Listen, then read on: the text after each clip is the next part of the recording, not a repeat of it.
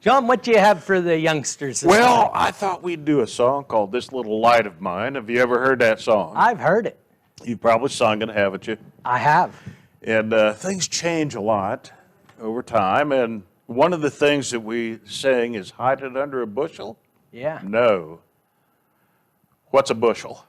What's a bushel? This is one of the questions you gave me a heads up on, that most of them you don't give me a heads up on. But, I got some of those today, too. Are we talking about measurement, John? I think we are. About how big's a bushel? Is it 44 pounds? And it's a basket, isn't it? Yes, it's a basket. So that's what we're really talking about, is the idea that you don't shine a light and then put it in darkness. Absolutely. There's a reason to have that light. And let's sing that song. And then when we get done, we'll talk just a little bit about the light. And as always, I'd just like to have a special part in these songs for you, because we all got our part. So what we're going to do is when we get to the second verse, which is hide it under a bushel, no. And I want to hear, give me a good no. I'll work on it. I'll be Practice, prepared. let me hear it. No. That's pretty good. That good? Scared me, and I'm fearless. This little light of mine, I'm gonna let it shine. This little light of mine, I'm gonna let it shine. Let it shine, let it shine, let it shine. Hide it under a bushel. No. I'm gonna let it shine. Hide it under a bushel. No. I'm gonna let it shine. Let it shine, let it shine, let it shine. Don't let Satan it out. I'm gonna let it shine. Don't let Satan it out. I'm gonna let it shine. Let it shine, let it shine, let it shine. Shine my light till Jesus comes, I'm gonna let it shine. Shine my light till Jesus comes, I'm gonna let it shine. Let it shine, let it shine, let it shine. The Gospel of John starts out and does not tell us anything about Jesus' birth. He tells us about Jesus' existence. And in verse 9, he says that the light that gives light to every man was coming into the world. Who's the light that gives light to every man? That's Jesus Christ. And in one sentence, could you tell me what that means? One sentence. This is one you didn't practice. No, it's not. In one sentence, what's it mean? Jesus is the light. He guides us. He's the source of guidance. That was a comma, not period. Yes. Well, I got a little something I'd like you to do, brother, if you would, please. I'll give it a try. I hold in my hand a newspaper. Okay. And we have not practiced this, so I was looking at some things online the other day, and this guy was doing an experiment. It was an illustration for his youth group.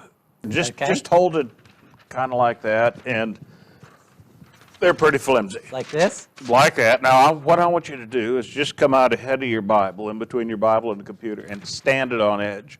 Oh, boy. Can't bend it? Sure.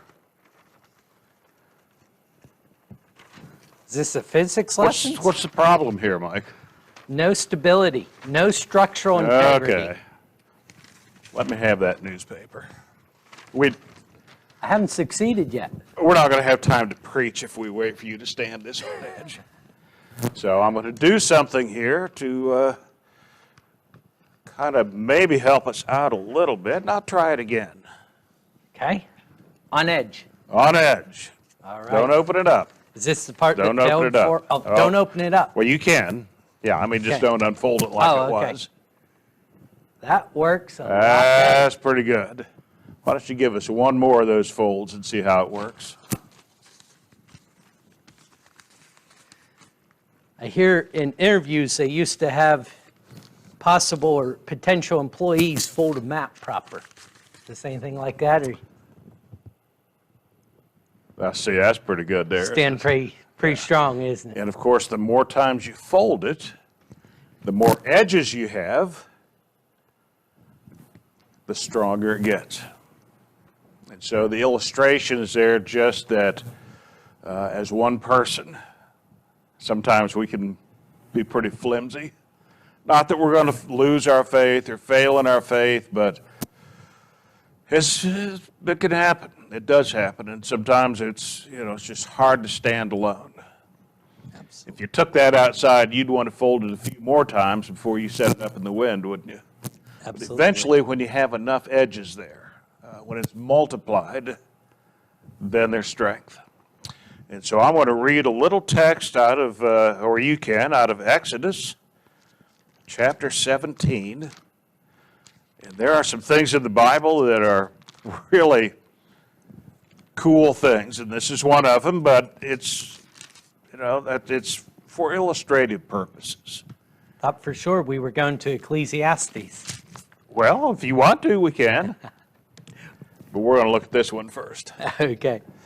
And I'll explain what I was going to do, but I thought better of it. Why don't you read verse 8 to us through the, at least through 13. Okay. Exodus chapter 17, starting in verse 8. Then Amalek came and fought with Israel at Rephidim. And so Moses said to Joshua, choose for us men and go out and fight with Amalek. Tomorrow I will stand on top of the hill with the staff of God in my hand. So Joshua did as Moses told him and fought with Amalek. While Moses, Aaron, and Hur went up to the top of the hill, whenever Moses held up his hand, Israel prevailed. And whenever he lowered his hand, Amalek prevailed. But Moses' hand grew weary, so that they took a stone and put it under him. And he sat on it, while Aaron and Hur held up his hands, and on one side and one on the other side. So his hands were steady until the going down of the sun. And Joshua overwhelmed Amalek and his people with the sword. Okay, that's just kind of a strange thing, isn't it? What was the staff of God? It's just a big long stick, wasn't it? And so the essence is when he is holding up the staff of God, he is calling on God to help them. And when he called on God, God was in the battle, they won. And when he took the staff down, they were losing. It didn't take him long from his place up on the hill to see that was the truth. And your hands get tired. What I was going to do was bring a weight down here and have you just, and it didn't have to be heavy. It wouldn't have to be. I was going to have you hold up about 70 pounds. You can do that easily, can't you? For a short term. Could you do it for 5 minutes? We'd be pushing it, I'm Could afraid. you do it for an hour? I'm certain I could not. No. And so I thought, well, to illustrate that, if we had more time and if we were allowed to get that close to each other, which we aren't, then I thought your dad and I could come down here and we could hold it up with you. We saw on television one day, they had one of these court shows, and a guy had gone in, and he was a weightlifter, and he had gone into the gym by himself, and he usually would bench press 275 pounds. That's a lot of weight. It is. That's almost one whole preacher. And he decided to go in this one day, and he was going to try a new one, try a limit. He was going to go 350 pounds. A big difference between 275 and 350. And so he's got to bench press 350 pounds, and he didn't get any help, all by himself, and he got it up like this, and his one arm was weak, and it fell, and it almost killed him. He should have had spotters. A spotter, someone that's there to help you hold the weight up. Yep. And so in Christianity, in our faith, spiritual matters, we need other people to encourage us, to hold us up so that we got some strength. Absolutely. Absolutely. Do you mind we just kept that stood up throughout our Bible study Yes. today, John? Yeah. I think this, this was our lesson more for the youth, but I've never had a youth lesson of any kind that didn't apply to me as an adult. maybe that's because I'm kind of childish. That's probably true. But I think it goes hand in hand with what we're going to be looking at in our adult Bible study today, too, isn't it? Yes.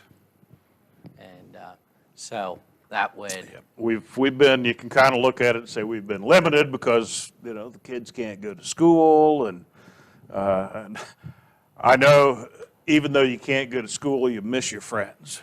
Even if you don't like schoolwork, you miss your friends. Yep.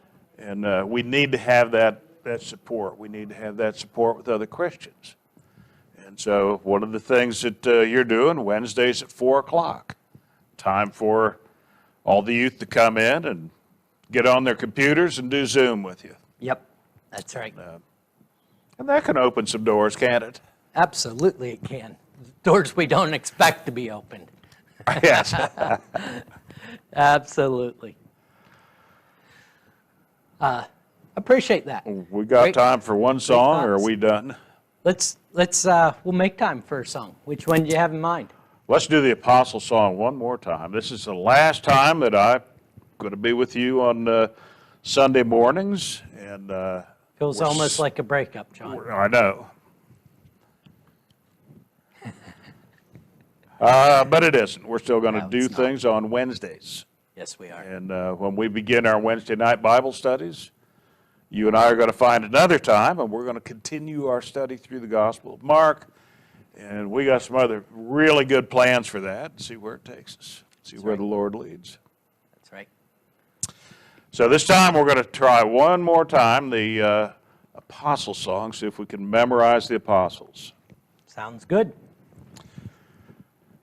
Jesus called them one by one, Peter, Andrew, James, and John. Next came Philip, Thomas too, Matthew and Bartholomew, James the one they called the less, Simon also Thaddeus, the 12th apostle Judas made. Jesus was by him betrayed. Yes, Jesus called them. Yes, Jesus called them.